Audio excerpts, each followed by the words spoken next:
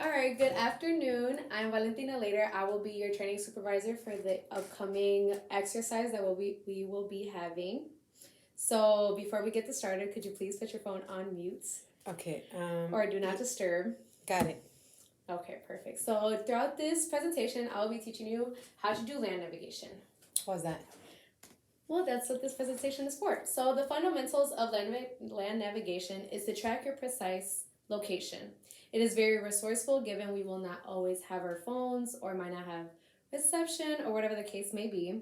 You will need to determine your distance and have a sense of direction. So everywhere you'll be, it's always good to have a good sense of north, east, south, and west. And for this presentation and training exercises and in life, it's always good to have these fundamentals when you're out and about.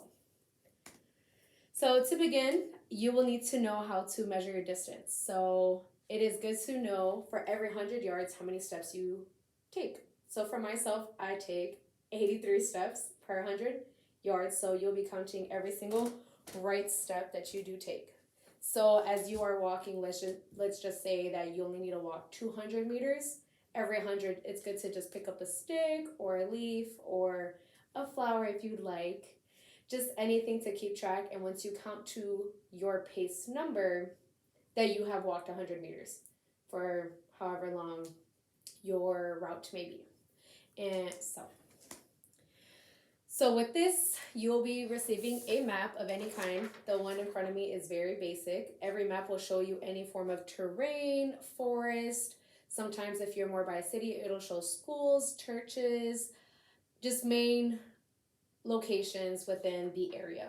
And also it will point out some contour lines, which may be mountains and ridges and just any type of elevation within the ground, which is good to keep in mind when you are walking by foot because you may encounter a large mountain that may affect your pace and your overall distance. Okay. So for the following one, I'll be teaching you and show you a quick video of me showing you how to plot a map.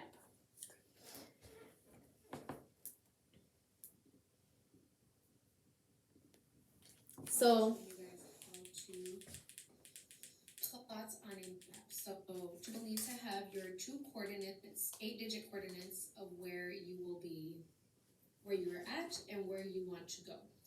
So to make things easier, you will need to split the coordinates in half. So when you look at a map, you'll notice that they do have a plethora of numbers on each end, the longitude and the latitude.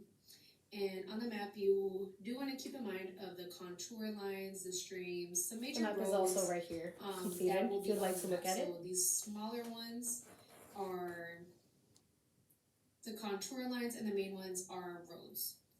Typically, they will also have houses and bridges. Sometimes they'll have electrical lines and just anything to help you visualize what is in this specific area. This is just a random map I found online. So to begin, you will look at the number and you'll look at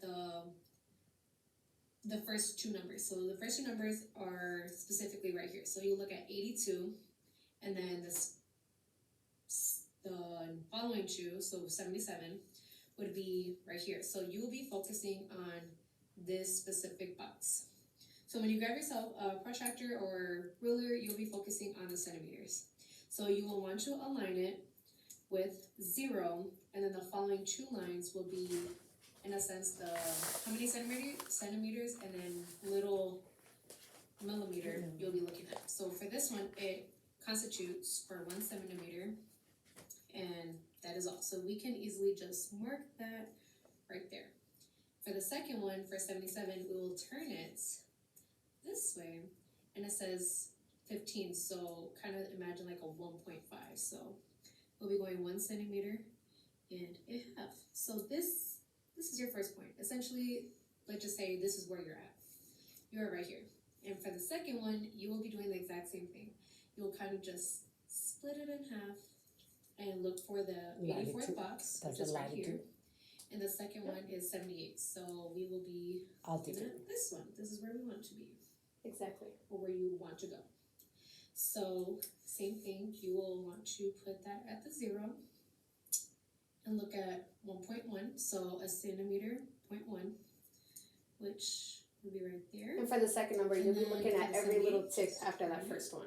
The And altitude. from there, No, just in general. So if the number has, for those second numbers, that very last one, so up that fourth, you'll just be looking at the little ticks So from for there, each you one. will want to So it put goes whole again. and make a line going those two because that will be your route. And this, you will want to face it north, east, south, west. So you'll want to put this roughly center, make sure zero is facing upward. And I should just make this a little bit longer just to make it easier. Put that back right there. And this constitutes that you will be heading exactly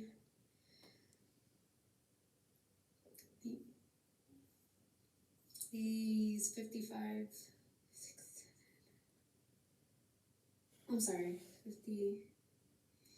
degrees within that direction. So when you are at this location, you will want to be going 58 degrees exactly northeast.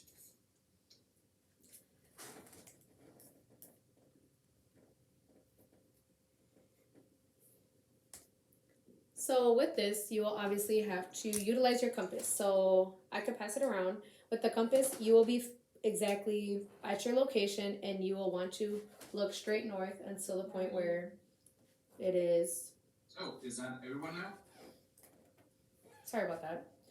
So you will look at exactly north and look at the 53 tick or mark and you will exactly just walk towards that direction.